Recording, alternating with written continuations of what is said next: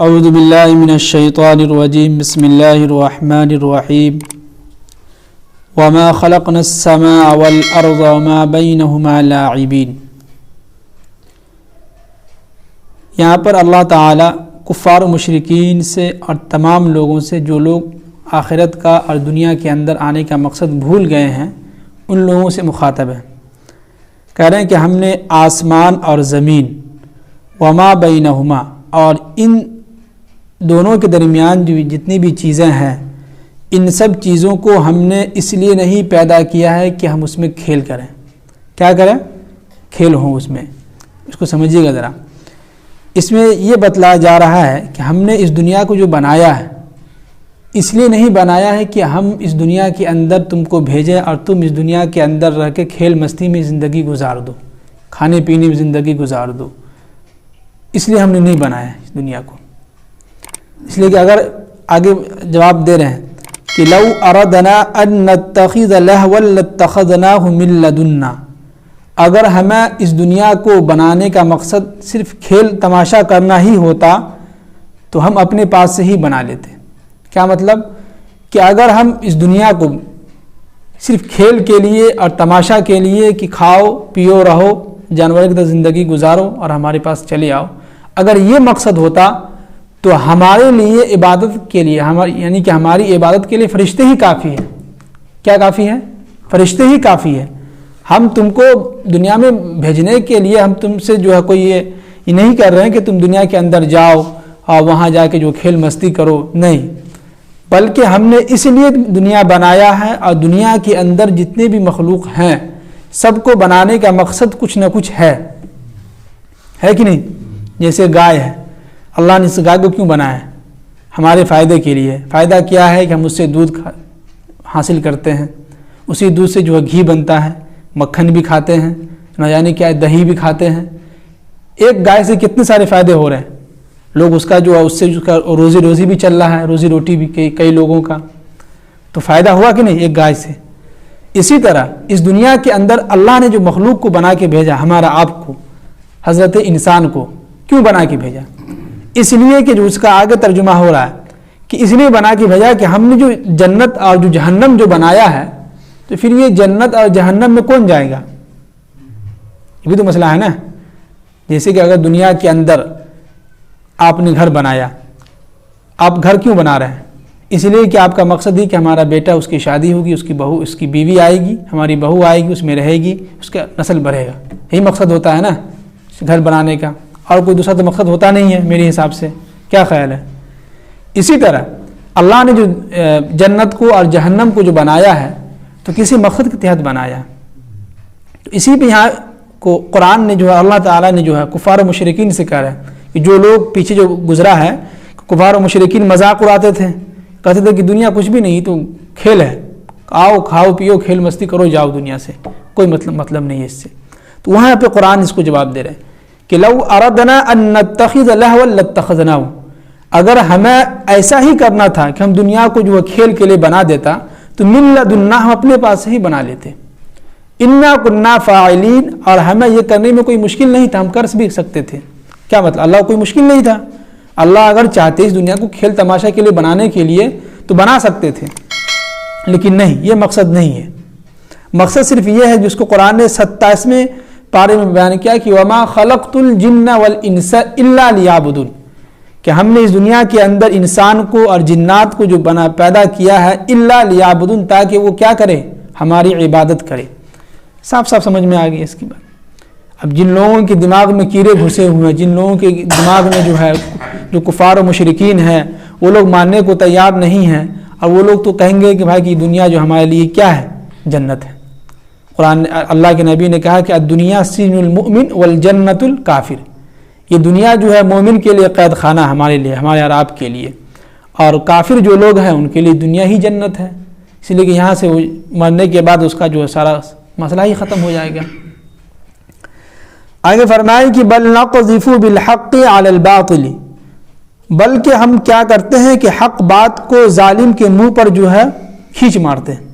دیکھیے قرآن نے کیا زبردست الفاظ استعمال کیا، اللہ نے اتنا غصے میں آ کے کہہ رہے ہیں کہ بل نقذف کے معنی آتے ہیں منہ پر پھینکنا، علی الباطل، باطل کے منہ پہ ہم کیا کرتے ہیں، فیدمغہ، مارتے ہیں زور سے کھینچ کے، تو کیا ہوتا ہے، فیدمغہ، اس کا سر جو ہے، اس کا منہ جو ہے ٹوٹ جاتا ہے. کیا ہو جاتا ہے، ٹوٹ جاتا ہے. کیا مطلب کہ اگر باطل کے سامنے حق دلائل جب پیش ہو جاتے ہیں تو ان کا منہ بن جاتا ہے 10 کلو کا. جی باطل جو ہے ٹوٹ جاتا ہے. جب بھی باطل کے سامنے حق بات آتی ہے تو باطل کیا ہوتا ہے، ٹوٹ جاتا ہے. اسی کو قرآن نے غصے میں کہہ رہا ہے کہ فیدمغہ، ایسا اس کے منہ پہ کھینچ کے مارتے ہیں کہ فیدمغہ، اس کا سر جو ہے ٹوٹ ڈالتے ہیں. اور آگے فرمائے کہ فہو زاہق، اور وہ ملیا میٹ اس کو ہم کر دیتے ہیں. کیا کر دیتے ہیں، ملیا میٹ کر دیتے ہیں، یعنی اس کو مٹا دیتے ہیں ہمیشہ ہمیشہ کے لیے. اس لیے دیکھے ہوں گے جہاں کہیں بھی جو ہے حق، جہاں باطل ہے اور باطل کے سامنے کوئی حق دلائل پیش کیا جاتا ہے تو وہ لوگ دب جاتا ہے، منہ اس کا بن جاتا ہے.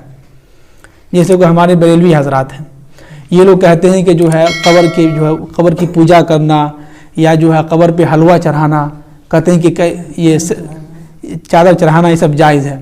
اب اگر ہمارے جیسے عالم علماء، حق علماء یہ کہہ دے کہ ان کے سامنے یہ سب غلط ہے تو وہ کہیں گے کہ تم جو بریانی کھاتے ہو یہ قرآن سے کہاں ثابت ہے. ہاں لکھنؤ کے اندر جیسے یوٹیوب پر بھی ہم سن رہے تھے، ایک مولانا کے سامنے جو ہے اہل حق علماء نے ان کے سامنے بیان کیا تو انہوں نے کہا کہ ٹھیک ہے ہم مانتے ہیں، لیکن آپ یہ بتائیے کہ آپ جو چائے پیتے ہیں یا بریانی کھاتے ہیں قرآن میں کہاں لکھا ہے، حدیث میں کہیں لکھا ہے؟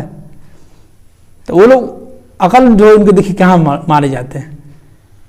اللہ کے نبی نے کبھی زندگی میں کیا ہی نہیں سب چیزیں. اگر ایسا کرنے کا ہوتا تو اللہ کے نبی تمام صحابہ کرام کو جو ہے تلقین کرتے، نصیحت کرتے کہ میرے جانے کے بعد میرے قبروں پہ تم لوگ کیا کرنا، چادر چڑھانا، سجدہ کرنا. لیکن اللہ کے نبی نے کبھی اس چیز کی اجازت نہیں دیا.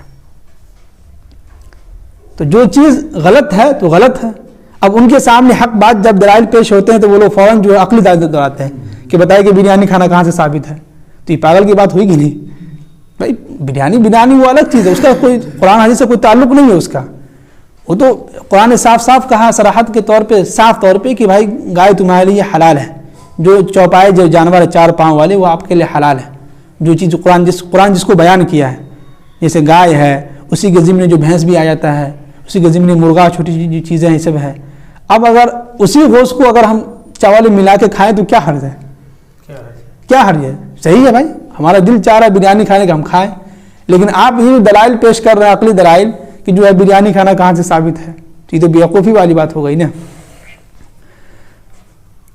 اور آگے فرمائے کہ وَلَكُمُ الْوَيْلُ مِمَّا تَصِفُونَ، اور جو تم یہ باتیں کہہ رہے ہو یہ تمہارے لیے ہلاک و بربادی کا جو ہے ذریعہ بنے گا.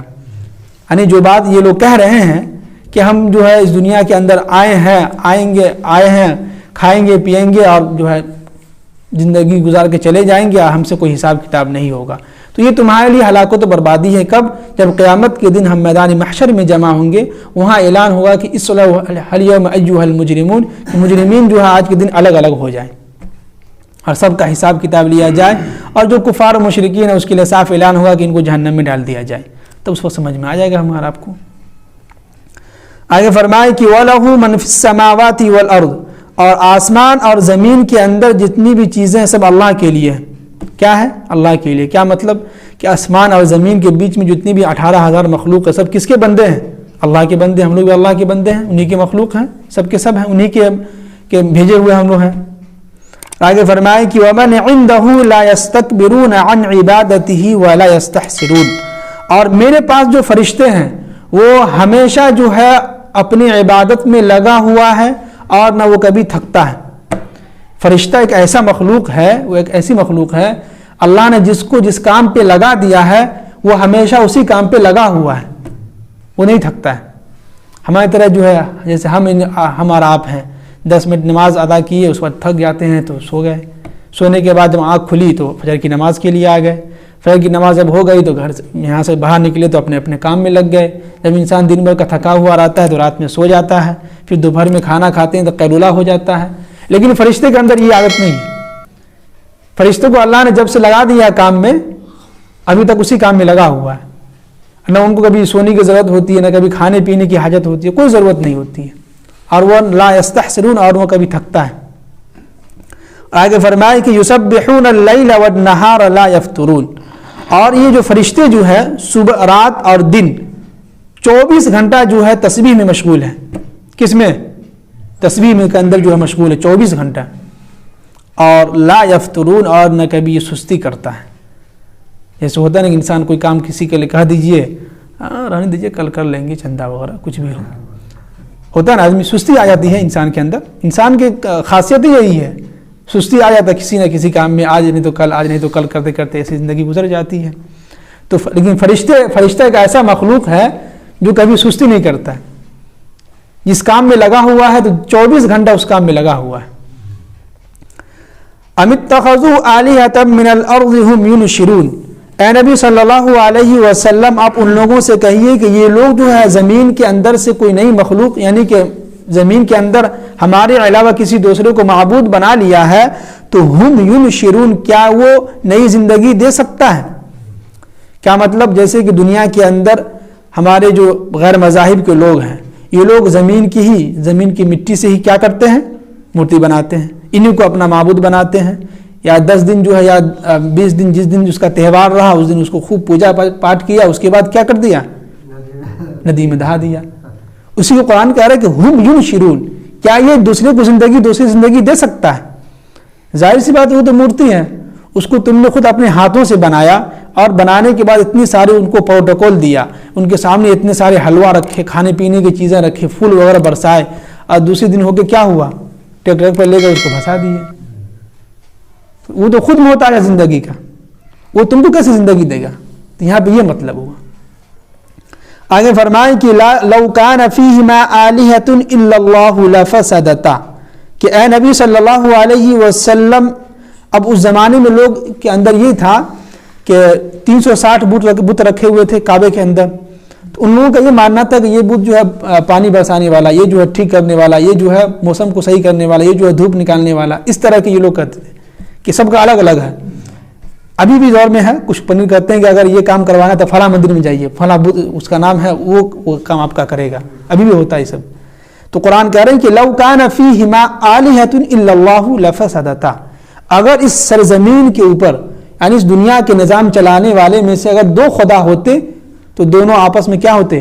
لڑ پڑتے، جھگڑنے لگتے کہ بھائی نہیں بارش ہوگی تو آج ہوگی بارش، دوسرا کہتا کہ نہیں بارش نہیں ہوگی، دھوپ ہوگی تو ہوگی. تو دونوں آپس میں کیا ہوتا؟ آپس میں ہی لڑتے. تو جس سے کیا ہوتا؟ دنیا کا نظام درہم برہم ہو جاتا، ٹوٹ پھوٹ جاتا. فسبحان اللہ رب العرش عما یصفون، بے شک اللہ کی ذات جو ہے کیا ہے؟ پاک صاف ہے، اور اسی کے لیے سب کچھ ہے. تو خلاصہ کلام یہ ہوا کہ اس دنیا کے اندر ہم اور آپ جو آئے ہیں کسی مقصد کے تحت آئے ہیں، ہے کہ نہیں؟ اور مقصد صرف ہمارا یہی ہے، اللہ تعالیٰ ہم سے صرف یہی چاہتے ہیں کہ میرے بندو تم 5 وقت کی نماز ادا کرو. باقی جو سنت ہیں، جو آپ کو اللہ کے نبی سے محبت ہے تو وہ ادا کیجیے، وہ تو کرنا ہی ہوگا آپ کو. اللہ کے نبی سے محبت تو ان کے بغیر تو ہم پہنچ ہی نہیں سکتے اللہ کے پاس. تو یہ ساری چیزیں اللہ تعالیٰ ہم سب کو جو عمل کی توفیق نصیب فرمائے.